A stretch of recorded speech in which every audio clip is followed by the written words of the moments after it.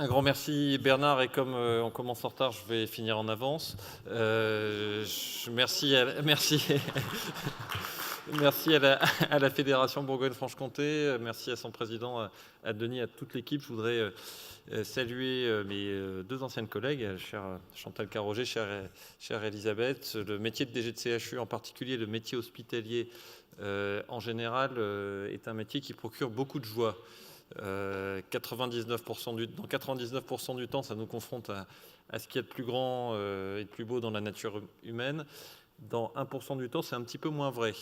Et on peut se retrouver pris dans des sujets qui sont lourds à porter. C'est le cas au quotidien, c'est le cas de manière très exemplaire, et je mets le mot cette fois de manière très neutre et distanciée, dans le dossier de l'amiante du CHU de Besançon. On en parlait avec Frédéric Valtou, on en parlait avec Patrick Jean ce matin. Les deux présidents souhaitent, et je voulais vous l'annoncer, évidemment en lien avec Denis Walzer, vous proposer de porter une motion commune de soutien de la Fédération nationale, de la Fédération régionale, auprès de toi Chantal, auprès de toi Patrice, et auprès de l'ensemble des professionnels du CHU de Besançon. Ce qui arrive à Besançon aujourd'hui peut arriver dans d'autres établissements demain. Il faut être à vos côtés.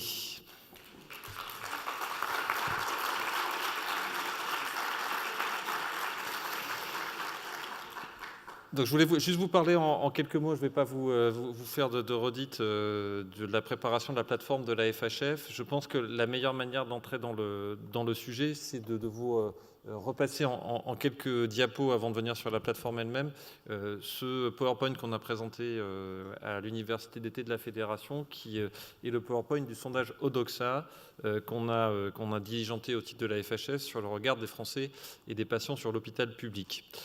Quand on regarde les choses, donc l'enquête a été réalisée par Odoxa fin août auprès d'un échantillon représentatif. J'entre pas dans les détails, d'ailleurs j'en suis pas capable sur la méthodologie du sondage. C'est un sondage qui est intéressant parce qu'il montre, on y arrive tout de suite, qu'on retrouve un sentiment, quelques notions déjà connues vis-à-vis de l'hôpital public, c'est-à-dire un sentiment de satisfaction générale et très dominante par rapport à l'action des hôpitaux publics et de la réponse spécifiquement dans le cadre des attentats, c'est cette diapo-là, mais en même temps le sentiment que l'hôpital public est en danger. C'est une notion nouvelle qu'on a cherché à tester, qui montre qu'il y a une inquiétude vers l'avenir, qui montre aussi ce sondage que les moyens, nous disent les Français, qui sont consacrés à l'hôpital public sont jugés comme étant plutôt insuffisants, et très majoritairement, ce qui est au fond assez contre-intuitif de ce qu'on entend dans un certain discours médiatique vis-à-vis du secteur hospitalier public. Et ce qui montre, c'est une notion importante également qui sort de ce sondage Odoxa, que les Français considèrent que les questions de santé sont très importantes, enfin ne sont pas suffisamment évoquées dans le débat électoral, mais qu'en revanche, ils considèrent, point 1, c'est pas suffisamment évoqué, point 2, ils considèrent que depuis 10 ans, les choix politiques faits par les différents gouvernements ne sont pas allés dans la bonne direction en matière de santé, et ils considèrent, point 3, que les propositions qui seront mises sur la table par les candidats à la présidentielle en matière de santé représenteront des critères de choix plutôt très importants au moment de prendre leurs décisions électorales. Je voudrais qu'on passe maintenant sur la deuxième présentation. C'était un peu la toile de fond qui avait été la nôtre. On souhaitait le faire au moment d'engager les travaux de préparation de la plateforme de la Fédération hospitalière de France. Frédéric Valtou le rappelait ce matin. Gérard Vincent a connu les exercices antérieurs. C'est un exercice que je salue, Gérard. C'est un exercice maintenant bien établi que la Fédération mette au point un certain nombre de propositions en direction des candidats à l'élection présidentielle. On a mis en place une méthodologie robuste, détaillée par ce PowerPoint qui s'affiche de manière magique, depuis plusieurs mois déjà. Donc c'est un moment très important pour porter nos propositions. C'est un temps pour faire de la santé précisément un sujet de débat politique. C'est pas sûr qu'on y arrive. Parce que c'est rarement le cas, mais en tout cas on va tout faire pour, et c'est évidemment une étape importante de renforcement de la présence de notre fédération dans le débat public. Comment cette plateforme est élaborée? De manière très participative, puisque tout ça se passe sous évidemment la supervision du bureau et du conseil d'administration de la fédération, en veillant le plus possible à associer les fédérations régionales qui sont évidemment co-auteurs de cette plateforme de proposition. Et il y a déjà une interaction très riche qui est menée avec vous, qu'il l'est déjà dans le cadre du Tour de France qui est mis en œuvre, qu'il l'est aussi à travers le dispositif d'accompagnement qu'on a mis en place avec Philippe Domy et avec un accompagnement particulier sur l'outre-mer. Je disais Tour de France des régions, on a déjà bien avancé. Avec Denis, on avait eu des sessions très intéressantes dans la région Bourgogne-Franche-Comté il y a quelques mois déjà. Le sondage national, le baromètre ressources humaines dont parlait Frédéric Valtou, qu'on a rendu public cette semaine à l'occasion des rencontres RH de la santé. Et puis, vous en verrez l'exemple appliqué dans un instant avec Antoine, des éléments de benchmark international pour essayer de davantage appuyer nos propositions sur des éléments de comparaison, de bons exemples réussis à l'étranger. On a déclenché une série d'études et de missions dédiées, un travail qui est mené très fortement sur la partie médico-sociale, sous l'impulsion du pôle autonomie et qui était présent avec vous, en essayant de mener un travail un peu plus spécifique de réflexion sur le principe de séparation entre le secteur sanitaire et le secteur médico-social, comment donner plus de transversalité à l'accompagnement des parcours de prise en charge des personnes âgées handicapées, une mission sur la télémédecine, télésanté, qui, vous savez, a rendu ses conclusions il y a quelques semaines et qui est très à la manœuvre pour obtenir une disposition ambitieuse sur le déverrouillage de la télémédecine dans le cadre de la loi de financement de la sécurité sociale pour 2017. Et puis l'engagement d'une réflexion sur la relance de l'investissement hospitalier, cette thématique-là ayant été plus particulièrement explorée lors de nos dernières universités d'été. Parallèlement à Hôpital Expo, il y a eu du débat et on a engagé une concertation numérique qu'on réactive régulièrement avec des questions un peu clés pour faire se positionner les acteurs. Ça marche bien, voire très bien. Il y a eu plus de 4000 contributions qui ont été reçues dans cet exercice qui était une première pour la fédération. Donc voilà là où on en est à ce stade-ci. Le matériau est dense, on va continuer à capitaliser. Il y en aura une clause de rendez-vous pour une première délibération du projet de plateforme lors du conseil d'administration du 23 novembre. Et puis on aura le rendez-vous, j'espère, de finalisation à l'occasion de notre convention nationale qui se tiendra à Paris le 14 décembre prochain. Où en est-on de la réflexion et les idées que je mets sur la table, vous les avez en avant-première aujourd'hui à Beaune. Et d'une certaine manière, pour moi, c'est la première boucle de mon premier circuit, puisque Beaune, c'est le premier déplacement que j'avais fait au mois de mars dans la région. Vous vous en souvenez, j'avais découvert le Bastion, le Vin Blanc et les Gougères. Donc je me sens un devoir de fidélité et donc du coup de proposition d'axes de réflexion. Finalement, ce qui nous semble, c'est que cette plateforme, elle intervient dans plusieurs éléments de contexte, des éléments de contexte économique qui vont nous amener à valoriser ce que représentent les hôpitaux publics et les établissements médico-sociaux publics dans l'économie et l'emploi. Je parle des établissements du service public hospitalier, en disant que cette notion de service public hospitalier intègre bien entendu le secteur médico-social, les établissements pour personnes âgées et handicapées. La notion d'autonomie, le président en parlait, elle est clé dans la gestion des établissements, elle le restera. Une notion d'autonomie des établissements pour assurer l'autonomie des personnes. Essayer de faire le lien entre ces deux notions et de dynamiser cette approche par la projection sur les parcours de prise en charge des patients. Je le disais, mieux prendre en compte les expériences réussies à l'étranger, promouvoir à travers les propositions de la plateforme l'ouverture et le dialogue vers les usagers, leurs représentants et l'ensemble des acteurs de l'offre de soins, notamment le secteur de la médecine de ville. Et puis, c'est sans doute ça une clé de compréhension très forte, intégrer la révolution de la territorialité dans toutes ses dimensions. Je dis bien révolution de la territorialité et pas uniquement révolution des groupements hospitaliers de territoire. C'est-à-dire qu'on voit qu'avec les groupements, la bascule qui est en train de se faire, c'est que le service public hospitalier, le service public de santé, se projette sur une notion territoriale. L'hôpital, les établissements médico-sociaux deviennent de plus en plus des acteurs, des responsables de la santé des territoires, d'ailleurs parfois en dernier recours ou en premier, quand les autres lignes de prise en charge s'érodent ou s'affaiblissent. On sent bien que nos établissements sont de plus en plus mis en demeure d'assurer cette accessibilité des soins. Donc il y a à prendre en compte cette notion-là, finalement, le basculement vers une logique plus territoriale et populationnelle et moins centrée sur des murs, moins centrée sur une logique physico-spatiale hospitalière.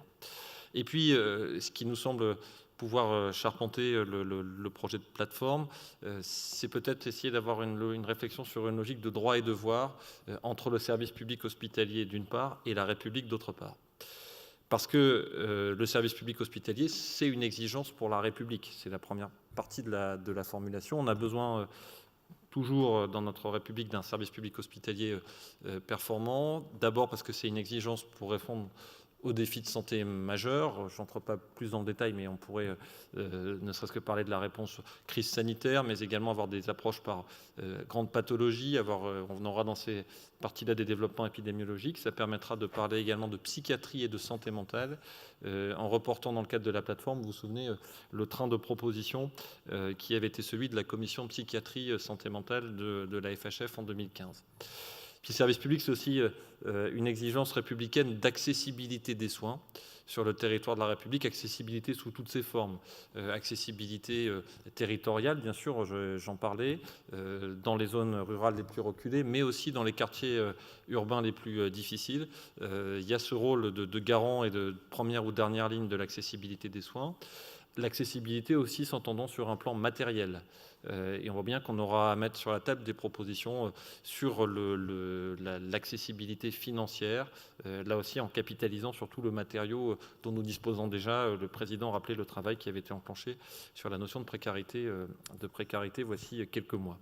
L'accessibilité s'applique également au secteur médico-social et on l'a vu avec vous, en discutant avec vous, les risques qui pèsent sur le secteur en ce moment.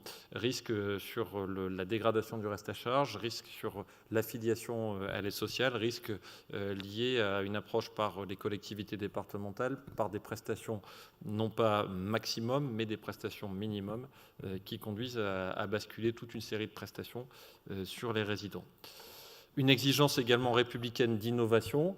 La République, dans ce qu'elle évolue, met en demeure le service public hospitalier d'innover, là aussi sous toutes ses dimensions, innovation numérique, innovation thérapeutique. On voit que le canal de l'innovation thérapeutique s'essouffle, que d'ailleurs quand on regarde les différents circuits de financement de l'innovation thérapeutique, que ce soit la liste en sus, le modèle des missions d'enseignement, recherche et innovation, c'est là que les choses s'essoufflent et c'est là qu'il faudra avoir, au titre de la capacité à porter un discours d'innovation, une réflexion sur l'évolution du modèle hospitalo-universitaire, de sa consolidation, de son renforcement, et voire de son repositionnement dans le nouveau cadre qui est celui des nouvelles régions fusionnées.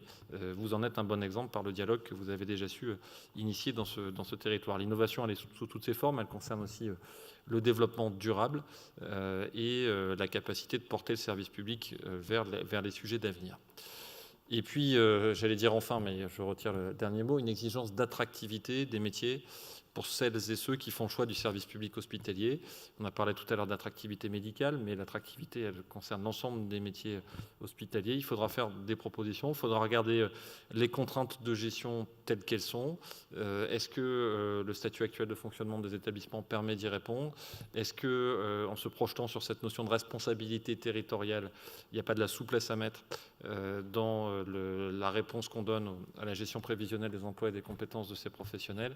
Ce sera évidemment un axe tout à fait majeur de nos travaux, et je parle évidemment bien sûr des questions d'organisation de travail, de temps de travail, ce sera abordé sous ce chapitre. Donc vous voyez, quand on prend cette matrice, on est là sur on est entre nous sur la partie peut-être un peu plus revendicative au sens positif du terme, en disant qu'il nous semble que le service public hospitalier tel qu'on le conçoit, tel qu'on le porte, tel qu'on le défend, induit un certain nombre d'exigences pour notre République, et on attend du candidat, du président de la République future qui puisse relever et répondre à ces exigences.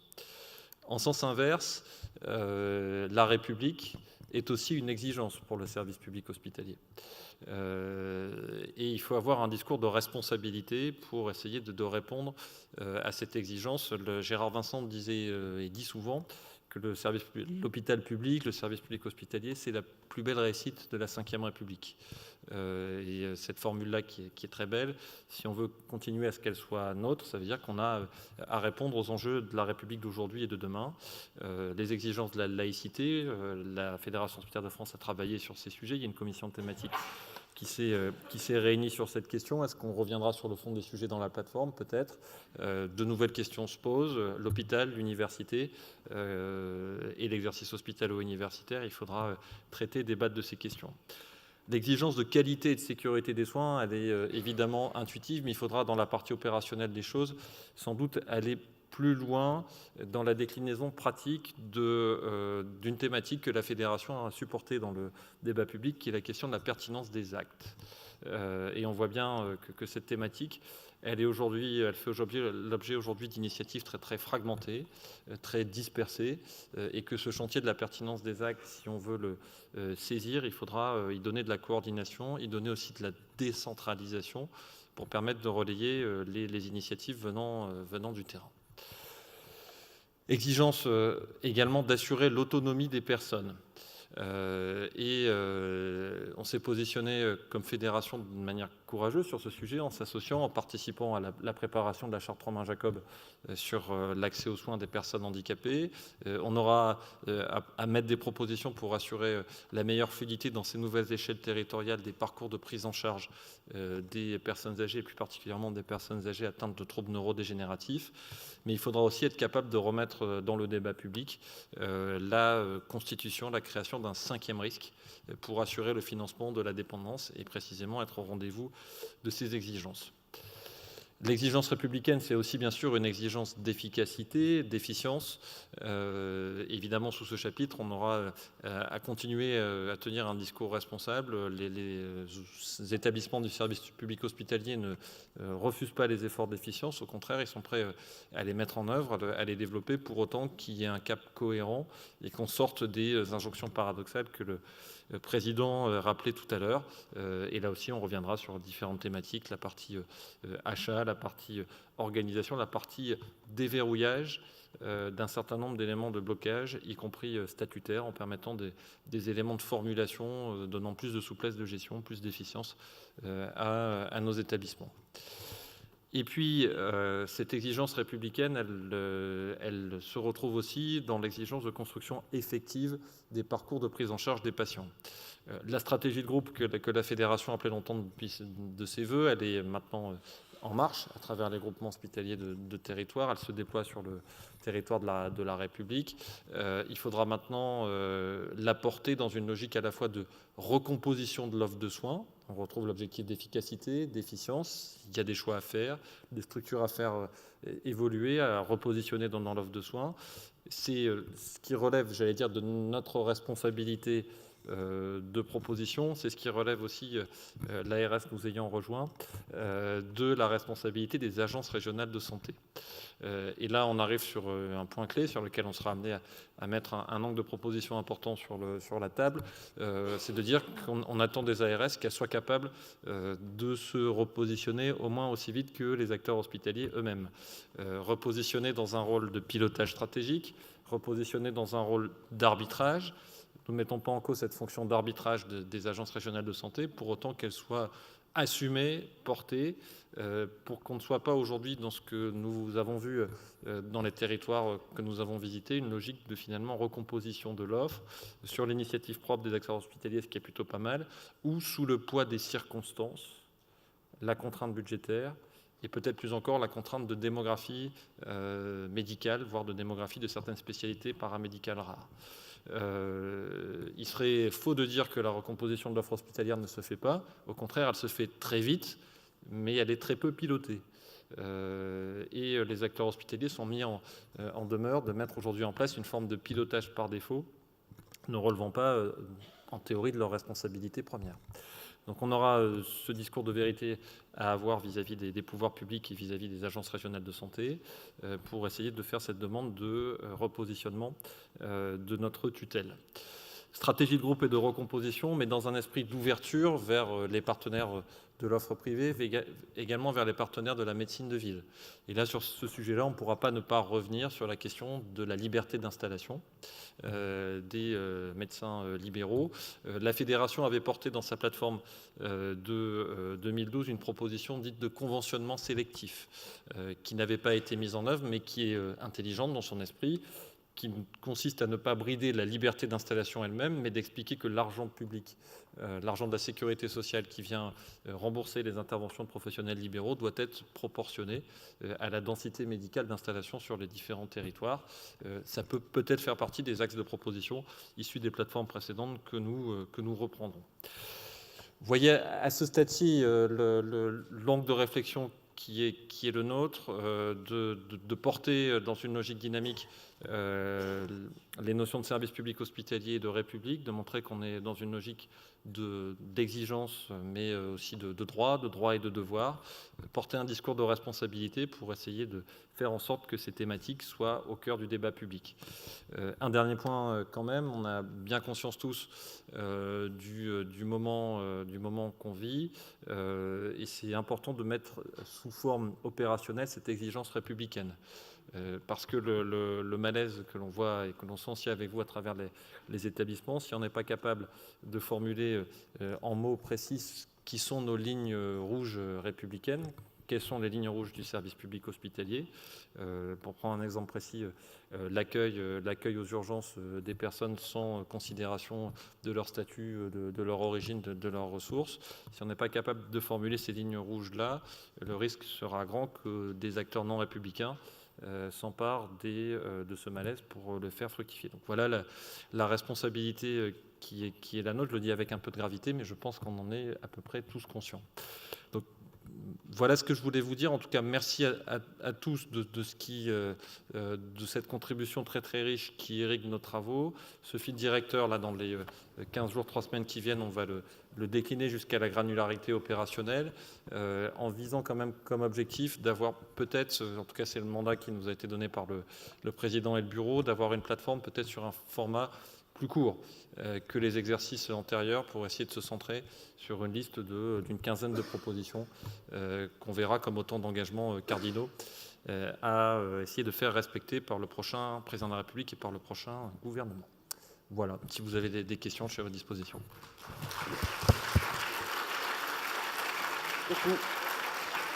Allô, oui, ça marche. Merci beaucoup, David. Simplement deux petits mots. Alors moi, je mets ma casquette Fédération hospitalière de France et je souscris bien évidemment complètement à ce discours, un discours de lucidité par rapport aux recompositions de l'offre que l'on va devoir mener et qui sont devant nous et qui sont inévitables. Aussi un discours de responsabilité par rapport aux agents du service public hospitalier, que ce soit les personnels médicaux, les personnels non médicaux, et aussi un discours de vérité par rapport aux enjeux qui sont devant nous et un discours d'exigence par rapport à la qualité du service public. Et si je remets ma casquette de directeur de centre hospitalier, eh ben finalement j'ai le même discours et j'ai la même analyse. Donc ça tombe très bien, je ne suis pas schizophrène. Voilà. Merci beaucoup en tout cas David pour pour ces propositions. Maintenant, s'il y a des questions dans la salle. Cette plateforme-là, c'est un outil, je ne sais pas si on peut appeler ça un outil, mais enfin, c'est quelque chose de très fort puisque ce n'est pas la première plateforme que l'on met en œuvre, bien évidemment. Et ça a permis, notamment à la dernière échéance électorale, de faire avancer aussi un certain nombre de choses et un certain nombre de dossiers.